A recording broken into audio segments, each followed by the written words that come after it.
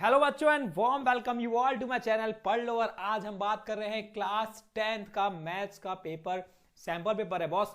कहां? अभी 2024-25 में सीबीएसई की साइट में अगर आप जाओगे तो वहां पे मिल जाएगा। लिंक मैं आपको डिस्क्रिप्शन में दे दूंगा कहां पे आपको मिलेगा। तो देखो, ये इस साल का 2024 और 2025 का सबसे इंपॉर्टेंट पेपर है जो सीबीएसई ने दिया है। तो सैंपल पेपर क्वेश्चंस है, समझते हैं। बेसिक स्टैंडर्ड दोनों हम सॉल्व करने वाले हैं, तो एक एक करके सॉल्व करेंगे। नए हो तो चैनल को सब्सक्राइब भी कर लो ताकि कंटिन्यूअसली आपको क्वेश्चंस और कॉन्सेप्ट सीखने को मिले। तो चलिए समझते हैं हम ये सैंपल क्वेश्चन पेपर को, जो कि बोलना क्या चाह रहा है। देखोगे, अगर नोट करोगे तो 3 घंटे का पेपर होने वाला है, जिसमें मैक्सिमम मार्क्स है कितना? 80, आपको पता है। तो देखो, ये क्वेश्चन पेपर में टोटल 38 क्वेश्चंस रहते हैं, जिसमें A B C D E 5 section रहेंगे। और 5 सेक्शन में से जो ए सेक्शन रहेगा वो मल्टीपल चॉइस क्वेश्चन रहेगा। एमसीक्यू 20 नंबर के एमसीक्यू, भाई कितना इंपॉर्टेंट है, समझ रहे हो। जिसमें 1 से 18 डायरेक्ट 4 क्वेश्चंस वाले रहेंगे और 2 असर्शन और रीजन बेस्ड क्वेश्चन रहेंगे। तो 20 टोटल ये रहेंगे। उसके बाद 2 नंबर के क्वेश्चन रहेंगे वेरी शॉर्ट, 21 से 25, ठीक है। फिर ये सेक्शन सी जो कि 3 मार्क्स के क्वेश्चन रहेंगे, 26 से 31। तो सेक्शन डी 32 से 35 जो 5 मार्क के क्वेश्चन रहेंगे। और सेक्शन ई जो रहता है वो केस स्टडी बेस्ड क्वेश्चन रहता है। देखो, देख के कितना लग रहा है केस स्टडी बेस्ड क्वेश्चन, अरे यार बहुत इजी रहता है, कुछ नहीं है। तो उसमें 3 पार्ट में एक्चुअल में ब्रेक होता है, 1 और 2 मार्क्स, 1 और 2 मार्क्स, टोटल 4 मार्क्स ईच। और जो थर्ड वाला क्वेश्चन रहता है ना, उसी का जो थर्ड पार्ट रहता है वो ऑप्शन में रहता है, मतलब 2 मार्क्स वाला क्वेश्चन ऑप्शन में। तो चलिए, ये एक्चुअल में हमें करना है, ये हमें समझ में आ गया है। साफ सुथरा पेपर में हमें लिखना रहता है। थोड़ा इंस्ट्रक्शन मैं दे देता हूं आपको। पेपर में एकदम नीट क्लीन लिखना, जो सेक्शन स्टार्ट करोगे वो सेक्शन लिखो और चालू करना स्टार्ट कर दो, ठीक है। और ऐसे ऐसे करके पेपर बढ़ते जाओ आगे। तो चलिए, सबसे पहले आज सेक्शन ए की हम बात कर लेते हैं। पहला क्वेश्चन क्या बोलता है, स्क्रीन पे समझते हैं। The HCF of 3 cube 5 square and 2 3 square 5 cube and 2 square and 3 4 5 and 2 cube is HCF निकालना। HCF क्या? हाँ, चलिए समझते हैं। देखो, HCF निकालने का सबसे इजी ट्रिक क्या बोलता है, जितने भी कॉमन है तीनों नंबर में, जितने भी कॉमन फैक्टर्स हैं वो लिख लो। देखो, जैसे कि मुझे कॉमन फैक्टर तो तीनों ही दिख रहे हैं, 3 इंटू 5 इंटू 2, ये तीनों क्या हो जाएंगे? कॉमन। इनका लोएस्ट पावर, देखो मैं फिर बोल रहा हूं, याद करने का तरीका क्या है? उल्टा होता है यार। इसमें हाईएस्ट में लोएस्ट पावर आता है, लोएस्ट में हाईएस्ट पावर आता है, उल्टा चलता है ये। तो HCF की बात करेंगे तो हाई लोएस्ट पावर लेंगे, H मतलब हाईएस्ट, मतलब लोएस्ट लेनी है, उसका उल्टा लेना है ना यार। तो 3 का लोएस्ट पावर अगर देखोगे तो 3 का लोएस्ट पावर 2 है, 5 का लोएस्ट पावर देखोगे तो 1 है, एंड 2 का लोएस्ट पावर देखोगे तो 1 है। मल्टीप्लाई कर दो, आंसर आ जाएगा 3 स्क्वायर 9, 9 इंटू 10 कितना भाई? 90। ऑप्शन क्या? B is a correct answer, है ना। आसान। बढ़ते हैं नेक्स्ट क्वेश्चन की तरफ। आहा, लीनियर इक्वेशन इन 2 वेरिएबल का ये क्वेश्चन आसान क्वेश्चन है। System of linear equation represent by the line L and M is, क्या होगा? इसमें ये कंडीशन बेस्ड है। कंडीशन बेस्ड मतलब 3 कंडीशन, जब लाइन इंटरसेक्ट करती है, जब लाइन पैरेलल होती है, और जब लाइन कोइंसाइड करती है एक के ऊपर एक। तो कंडीशन देखो, इस केस में यूनिक सॉल्यूशन, इस केस में नो सॉल्यूशन, इस केस में मैनी सॉल्यूशन, क्योंकि एक के ऊपर एक है। तो अभी मुझे कौन सा ये दिख रहा है? मुझे दिख रहा है ये, इस केस में दिख रहा है भाई, ये जो दिख रहा है मुझे वो इस ग्राफ में दिख रहा है, मतलब दोनों इंटरसेक्ट कर रही है एक पॉइंट पे। तो मतलब ऑप्शन जल्दी बताओ, यूनिक सॉल्यूशन। और यूनिक सॉल्यूशन हमेशा कंसिस्टेंट होता है, तो इसका मतलब option A is a correct answer. समझ में आ रहा है ना? हिट लाइक भाई, दोस्तों में शेयर करो ताकि कंटिन्यूअसली क्वेश्चंस आपको मिलते रहे। कोई डाउट हो तो कमेंट सेक्शन में जरूर बताना, और कैसी लगी ये वीडियो ये भी आप जरूर बताना, ठीक है। चलिए थर्ड की बात कर लेते हैं। Does not the value of k for which the quadratic equation have does not have a real solution. देखो, रियल सॉल्यूशन नहीं होना चाहिए। 3 कंडीशन, क्वाड्रेटिक इक्वेशन को डिस्क्रिमिनेंट की 3 कंडीशन। पहली कंडीशन, d इक्वल टू 0 जब roots are real and equal, d greater than 0 जब roots are real and unequal. तीसरी कंडीशन, जब लेस देन 0। वाह वाह, तो हम कौन सी कंडीशन लगाएंगे? समझ में आ गया ना? कौन सी? तीसरी condition, does not have a real solution, d is less than 0। d क्या होता है? b square minus 4ac is less than 0। तो जो b है वो मेरा -5 है, तो चलिए पुट कर देते हैं। 4 इंटू a मेरा k, c मेरा 1 is less than 0। 25 minus 4k is less than 0, -4k is less than -25। Inequality की प्रॉपर्टी बोलती है भाई माइनस हटाओ, जब माइनस मल्टीप्लाई करोगे तो साइन चेंज हो जाएगी, लेस देन का ग्रेटर देन, तो k इज ग्रेटर देन 25/4, तो मतलब 6 पॉइंट समथिंग, तो ऑप्शन 6 पॉइंट समथिंग क्या दिख रहा है, 25/4 से बड़ा होना चाहिए। देखो बहुत लोग यहाँ बी करके आएंगे, 25/4 आ गया यार, नहीं भाई, ग्रेटर देन साइन भी तो कुछ वो रखती है ना यार, कुछ तो इसका रूल है, कुछ तो इसका एम है। तो अब देखो ग्रेटर देन का मतलब उससे बड़ी होनी चाहिए, तो इसका मतलब D is a correct answer. बढ़ते चलो अगले क्वेश्चन की तरफ। डिस्टेंस बिटवीन द पॉइंट, जिसको फॉर्मूला नहीं पता है वो नहीं बना पाएगा, तो फॉर्मूला बेस्ड क्वेश्चन है। D equal to under root x2 minus x1 का होल स्क्वायर, देखो मैं फिर बोल रहा हूं x2 माइनस x1, तो माइनस ए का होल स्क्वायर, ठीक है, प्लस माइनस बी का होल स्क्वायर, क्या मिला, अंडर रूट ऑफ -2a का होल स्क्वायर प्लस -2b का होल स्क्वायर, क्या बन जाएगा, under root of 4a square plus 4b square, है ना। जैसे ही मैं 4 कॉमन लूंगा तो ये a square plus b square, और अंडर रूट 4 क्या होता है 2 under root a square b square, a square plus b square, तो option C is a correct answer. देखो इस तरीके से बनने हैं क्वेश्चन। कोशिश यही करना कि जितने भी एमसीक्यू रहेंगे वो लेस देन 1 मिनट में आपसे बन जाने ही चाहिए, तभी तो मजा आएगा ना यार पेपर बनाने में। जब कितना मजा आएगा जब आपसे पूरा पेपर जल्दी बन जाएगा, 3 घंटे से पहले बन जाएगा, 2 घंटे में बन गया, 2.5 घंटे में बन गया। अरे यार पॉसिबल है, ये मत सोचना नहीं है पॉसिबल, इजी है पेपर, कॉन्सेप्ट क्लियर होना चाहिए। यहाँ पे बात करते हैं, देखो in the given figure P Q and P R two tangent की बात कर रहा है, तो मतलब यहाँ पे ये 90 डिग्री हो गया, ठीक है, यहाँ पे ये हो गया मेरा 90 डिग्री, यहाँ पे ये भी हो गया मेरा 90 डिग्री, तो इसका मतलब इन दोनों एंगल का सम 180 होगा। साइक्लिक क्वाड्रिलेटरल नहीं है भाई, वो मत कर देना। तो इसका मतलब क्वाड्रिलेटरल है और अपोजिट एंगल का सम 180 डिग्री होगा, अपोजिट एंगल 180 डिग्री, तो इसका मतलब ये अगर 35 है तो ये कितना हो गया, इसको x दे देते हैं, x plus 35 equal to 180 degree, तो x कितना हो गया 180 माइनस 35 डिग्री, माइनस करो जल्दी, कितना हो जाएगा 145, तो x 145 मतलब ये एंगल QOR जो हमें फाइंड करना है 145, तो D is a correct answer of this particular question. तो बढ़ते हैं एक नए मजेदार अगले क्वेश्चन की तरफ। सिमिलर ट्रायंगल का ये क्वेश्चन, सिमिलर ट्रायंगल की प्रॉपर्टी क्या बोलती है, अगर दो ट्रायंगल सिमिलर हैं तो उसके करस्पॉन्डिंग साइज का रेशियो इक्वल होगा, तो करस्पॉन्डिंग साइज का रेशियो इक्वल कर लेते हैं। AB के करस्पॉन्डिंग यहाँ क्या दिख रहा है PQ is equals to BC के करस्पॉन्डिंग क्या दिख रहा है QR, और AC के करस्पॉन्डिंग क्या दिख रहा है PR। ये मुझे दिख रहा है यार, यहाँ पे देखोगे तो ना, ये AB के करस्पॉन्डिंग ये मुझे दिख रहा है यहाँ पे PQ, ठीक है, BC के करस्पॉन्डिंग ये दिख रहा है PR, और AC के करस्पॉन्डिंग PR। तो अब देखो गिवन क्या है उस पर ध्यान देते हैं। गिवन हमारे पास है 3AB इक्वल्स टू 2PQ। अगर मैं इसको AB अपॉन PQ लिखूं तो कोई दिक्कत है, बिल्कुल नहीं है, तो ये 2/3 बन गया, तो AB अपॉन PQ वाली पूरी मिल गई 2/3। जो फाइंड करना है उस पर जाते हैं, QR तो इसी को ले लेते हैं, BC 10 दिया हुआ है, QR हमें फाइंड करना है, कोई भी दो पेयर बनाओ यार, क्या फर्क पड़ता है। तो ये बन गया 2QR इक्वल्स टू 30, और यहां से QR मिल रहा है 15, तो B is a correct answer.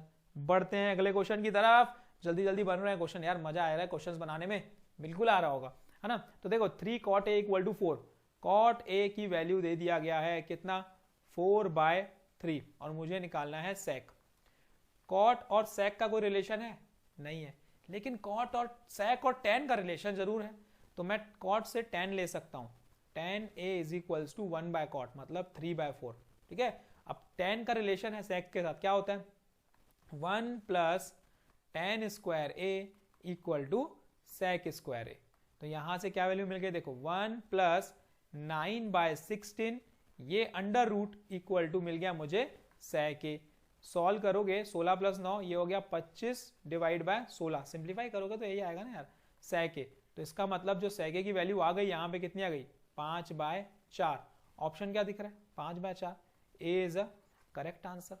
आ रहे हैं ना क्वेश्चन, बन रहे हैं यार। चलो बढ़ते हैं अगले क्वेश्चन की तरफ। In the given figure triangle BAC is similar to, BAC किसके सिमिलर है, अगर यहाँ पे नोटिस करेंगे हम लोग BAC, देखो यहाँ पे नोटिस करो ट्रायंगल BAC किसके सिमिलर दिख रहा है, देखो B के करस्पॉन्डिंग C के करस्पॉन्डिंग D है, तो लास्ट में D आ गया, C के करस्पॉन्डिंग D है मतलब लास्ट में D आ गया, A दोनों के पास कॉमन है तो यहाँ बीच में A आ गया, बाकी क्या बचा E, तो ये ट्रायंगल EAD के सिमिलर हो गया, ट्रायंगल EAD, तो मतलब B is the correct answer. है ना आसान, बस क्या है यार, देख के बस बताना ही तो था कि कौन किसके इक्वल है। ठीक है, HCF, LCM, HCF दिया हुआ है, 2 नंबर दिए हुए, LCM जल्दी बोलो, जिसको पता है जल्दी बोलो।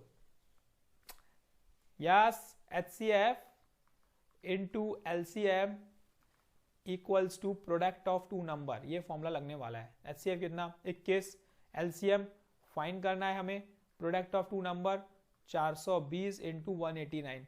भाई यहाँ मल्टीप्लाई करते मत बैठते ना, टाइम वेस्ट है, क्योंकि हमें पता है यहाँ पे 21 जब इसके डिवाइड में जाएगा तो कुछ ना कुछ कैंसिल होगा। तो यहाँ पे बच्चे लोग अक्सर मिस्टेक करते हैं कि पहले ही कैलकुलेशंस को करने बैठ जाते हैं। भाई ये सब चीजें हैं जो नहीं, हमें अगर फास्ट कैलकुलेशन करना है तो किस तरीके से हमें स्मार्ट वर्क करना है वो पता होना चाहिए। तो 21 1 टाइम जाएगा, ये 2 टाइम जाएगा, तो ये 20। अब कितना इजी हो गया देखो, 189 को डबल कर दो, 190 का डबल 380, 380 में से 2 गया 378, तो 378 और एक 0 लगा दो। देखो yes, C is the correct answer of this question. तो इस तरीके से सोचना सीखो यार, इंपॉर्टेंट यही है, सोचना सीखो। अब सोचोगे ऐसे, कैसे सोचोगे, कैसे सोचोगे, ये सब कैसे आएगी, प्रैक्टिस से आएगी। रैंडम नंबर उठाओ, रैंडम जो रियल लाइफ में मैथमेटिक्स कैलकुलेट करते हो उसमें आप सब चीज दिमाग में करो। आजकल दिमाग में क्या है यार, आजकल कैलकुलेटर आ गए हैं, मोबाइल उठाओ, कैलकुलेटर करो और अपने दिमाग को पूरा बर्स्ट कर दो। ये नहीं करना है, हमें सब चीज पहले दिमाग से करके देखना है, तभी तो यार आगे जब आप लाइफ में जाओगे तो कैसे डेवलप करोगे अपनी स्किल। ऐसे डेवलप नहीं होगी कैलकुलेटर में कर करके, डेवलप होगी भाई सोच सोच के। The fourth term from the end of the AP, very important question. Fourth term from the and, formula बता देता हूं, कभी भी पीछे से एन टर्म की बात करेगा तो फॉर्मुला ये लगाना है, L minus N minus 1D। L मतलब लास्ट टर्म जो कि है 49, माइनस N मतलब जितने टर्म बोला है 4 माइनस 1, और D हम जैसे निकालते हैं यार वैसे ही निकालेंगे, minus 5 minus of minus 8, second term minus first term, minus 5 plus 8 that is 3, तो 3 कर देते। तो ये बन गया 49 माइनस 3 इंटू 3, 49 माइनस 9 तो 40, तो B is a correct answer of this question. Very important question है।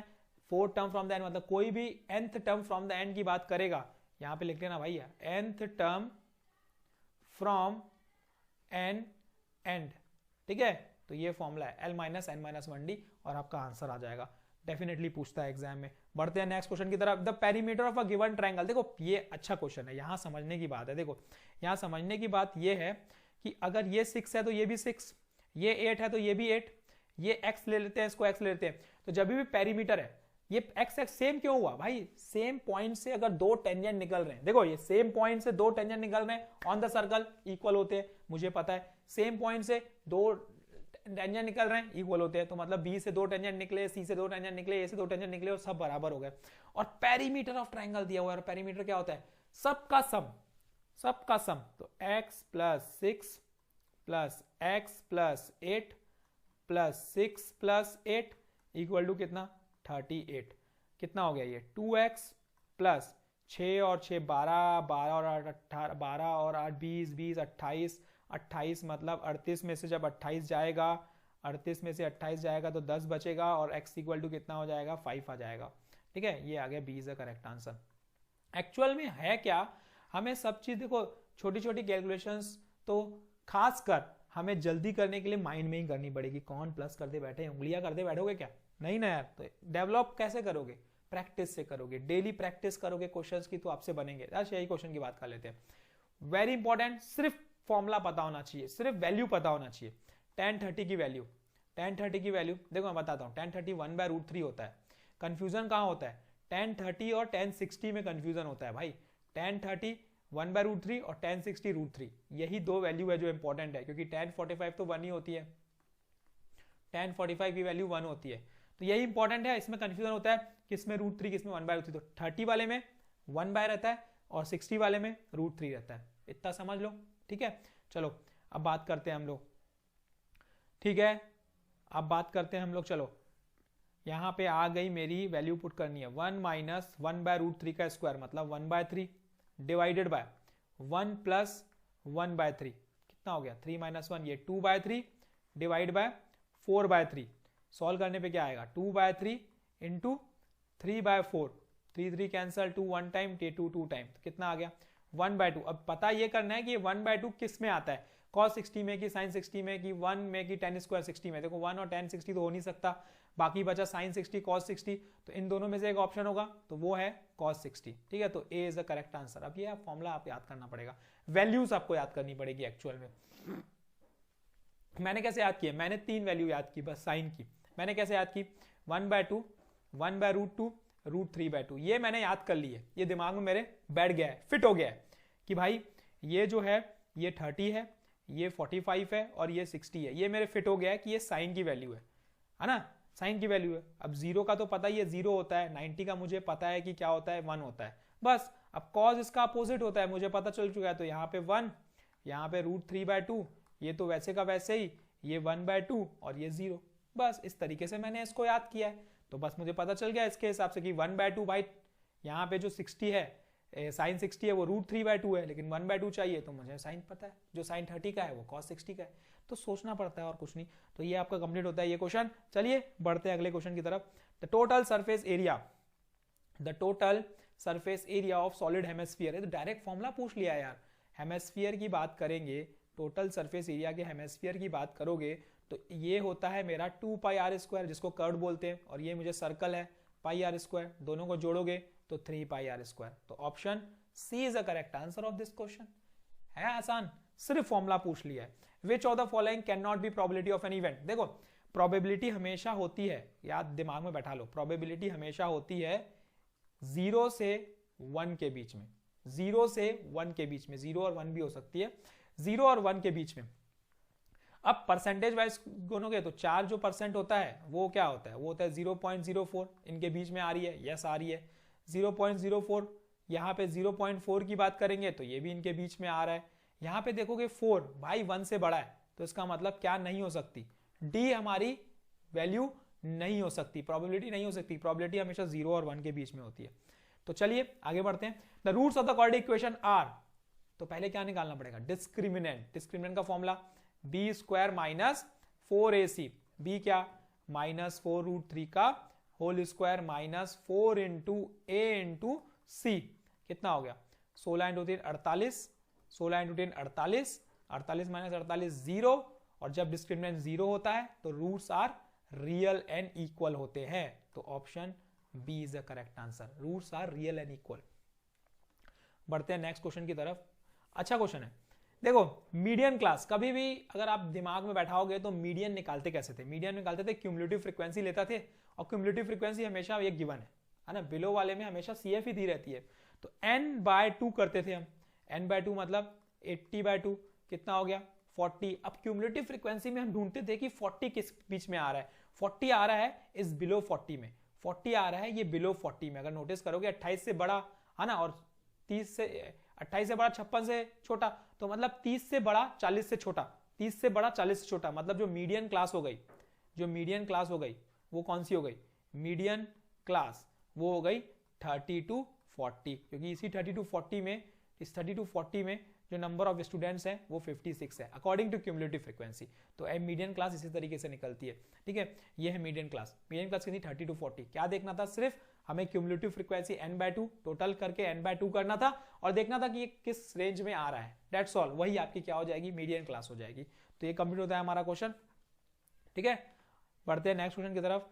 क्वाड्रेटिक पॉलिनोमियल है जीरो सा, देखो जीरोस दिए हुए हैं, अल्फा कितना 2/5, बीटा कितना -1/5। ठीक है, तो फॉर्मूला तो पता ही है, x² minus alpha plus beta into x plus alpha into beta. तो x² माइनस ये हो जाएगा 2/5 minus 1/5 into x plus 2/5 into -1/5। तो x² माइनस -1/5x, ठीक है, ये क्या बन गया -2/25। सिंप्लीफाई 25x², ठीक है, -5x -2 डिवाइड बाय 25, तो ये हमारा क्या हो जाएगा, फैक्टर हो जाता है ना यार, 25 का फैक्टर हो जाता है जिसको हम कंसीडर नहीं करते। ठीक, तो ये वैल्यू क्या आ गई 25x² -5x -2, तो D is a correct answer of this question. तो ये हमारे 18 MCQ हो गए assertion based question. Assertion reason, देखो 4 ऑप्शन इसमें दिया रहता है कि assertion is true, reason is false, assertion is false, reason is true, assertion is true and reason is based on assertion। तो इस टाइप के 4 ऑप्शन दिए रहते हैं। पहला तो ये समझो कि इसमें एक्चुअल में कौन सी रीजन, कौन सी ऑप्शन में बिलोंग करेगा। सबसे पहले तो देखो ये सीक्वेंस जो है एपी में है क्या, कितने लोग बोल रहे हैं कि ये एपी में नहीं है और कितने लोग बोल रहे हैं एपी में है। ठीक है, अगर आप सोच रहे हो कि एपी में नहीं है तो आप गलत हो, क्योंकि ये एपी में है। क्योंकि अगर कॉमन डिफरेंस, एपी निकालने का तरीका एक ही है, कॉमन डिफरेंस चेक करो। तो इन दोनों के बीच का अगर मैं कॉमन डिफरेंस चेक करता हूं तो वो आता है -1, ठीक है, माइनस ऑफ -1, यही होता है कॉमन डिफरेंस। ठीक है, तो कॉमन डिफरेंस यहाँ पे कितना आ रहा है, -1 + 1 दैट इज 0। फिर इसका चेक करोगे तो 0, इसका चेक करोगे तो 0, तो मतलब कॉमन डिफरेंस है ही 0। जब कॉमन डिफरेंस 0 है तो इसका मतलब ये एक सीरीज में है। तो पहला मुझे पता चल गया कि असर्शन तो भाई सही है, असर्शन इज ट्रू। ठीक है, रीजन की बात करते हैं। अच्छा डी इसमें काम किसका था, डी का। तो ये डी हम ऐसे ही निकाल सकते हैं क्या, an-1, ये होता है formula of D. Second term minus first term, है ना, यही होता है formula of D, second term minus first term. तो जब मुझे पता है कि इसी फॉर्मूले से ये चीज निकला है तो इसका मतलब रीजन उसी के बेस्ड है, तो यही है। तो बस इसमें टिक आपको ये करना था, yes assertion is true and reason is based on this assertion. बस जो ऑप्शन होगा उसमें टिक करना है। तो चलिए क्वेश्चन नंबर 20 की बात कर लेते हैं। 20 बोलता है 2 + √3 × √3 इज अ नेचुरल नंबर। तो हाँ यार, रूट के अंदर कोई वैल्यू रहती है तो वो इरेशनल होती है। तो यार मुझे तो पता चल गया ये ट्रू है ना, मुझे पता चल गया ट्रू है, क्योंकि इरेशनल नंबर होती है रूट के अंदर। दूसरा बोलता है product of 2 irrational number is always irrational. अच्छा चेक करके देखते हैं, ये √3 × √3 2 इरेशनल है, तो ये क्या बन गया, √9। और √9 की वैल्यू क्या होती है, 3, तो ये तो रैशनल बन गया यार, ये तो रैशनल बन गया। तो इसका मतलब ऑलवेज नहीं होता है, product of 2 irrational number is always irrational, ये फॉल्स है। तो इसका मतलब assertion 2 and reason is false. तो ये कंप्लीट होता है हमारे टॉप 20 क्वेश्चंस, टॉप 20 एमसीक्यूज जो इस साल पूछा हुआ है। किसमें, सैंपल पेपर्स में, बेसिक के सैंपल पेपर में। अब पेपर कंप्लीट करते हैं धीरे धीरे, फिर स्टैंडर्ड के क्वेश्चंस में भी आएंगे। तो फिलहाल तो ये अगर आपको प्रिपरेशन करनी है तो भाई देखते जाओ, अभी सेक्शन बी, सी, डी, ई सब के क्वेश्चंस आएंगे आपके स्क्रीन पे यूट्यूब वीडियोस में। तो नए हो तो चैनल को सब्सक्राइब कर लो, और कुछ डाउट है तो बिल्कुल पूछ सकते हो। I will help you in that particular area. जो भी डाउट है, छोटी से छोटी, बड़ी से बड़ी, आप बिल्कुल पूछो। ठीक है, और किस चीज की नीड है आपको, क्वेश्चंस की किस चीज की नीड है वो भी बताओ, तो मैं आपका चीज पूरी करूंगा। तो thank you and keep practising. कल फिर मिलेंगे एक आगे के क्वेश्चंस के साथ। Thank you.